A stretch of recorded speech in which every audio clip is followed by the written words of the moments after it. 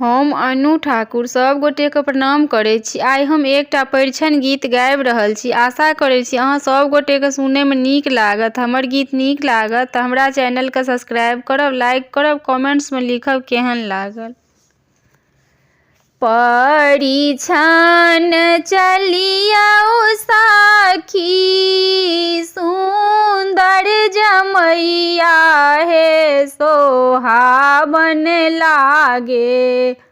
परिछन चलियौ सखी सुंदर जमैया हे सोहावन लागे।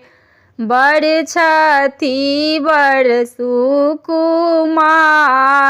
हे सोहावन लागे।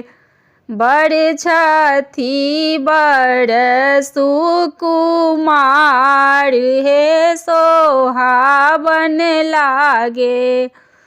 परिछन चलियौ सखी सुंदर जमैया हे सोहावन लागे। परिछन चलियौ सखी सुंदर जमैया हे सोहावन लागे। बड़ छथि बड़ सुकुमार हे सोहावन लागे। बड़ छथि बड़ सुकुमार हे सोहावन लागे। परिछन चलियौ सखी सुंदर जमैया हे सोहावन लागे।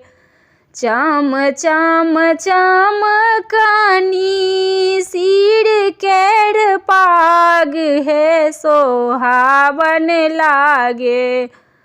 चम चम चमकनी सिर केर पाग हे सोहावन लागे। नैना के काजर अनूप हे सोहावन लागे। नैना के काजर अनूप हे सोहावन लागे। बड़ छथि बड़ सुकुमार हे सोहावन लागे।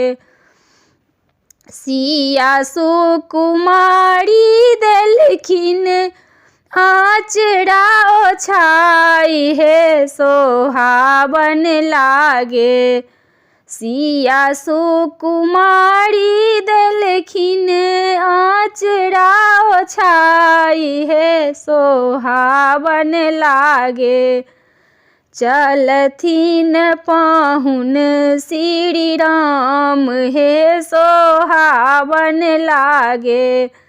चलथिन पाहुन श्री राम हे सोहावन लागे।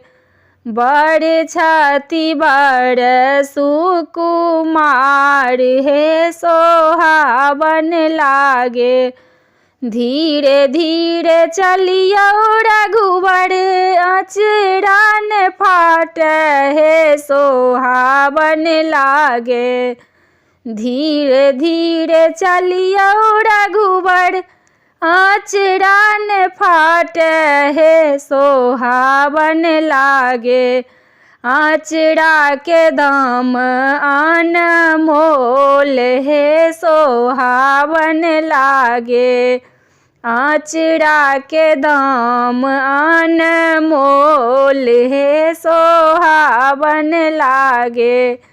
आचरा के दाम सुनी हंसला रघुबर जी हे सोहावन लागे।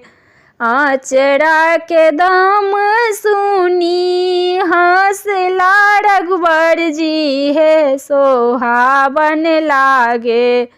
मिथिला के नारी बड़ चतुर हे सोहावन लागे। मिथिला के नारी बड़ चतुर हे सोहावन लागे। परिछन चलियौ सखी सुंदर जमैया हे सोहावन लागे। बड़ छथि बड़ सुकुमार हे सोहावन लागे।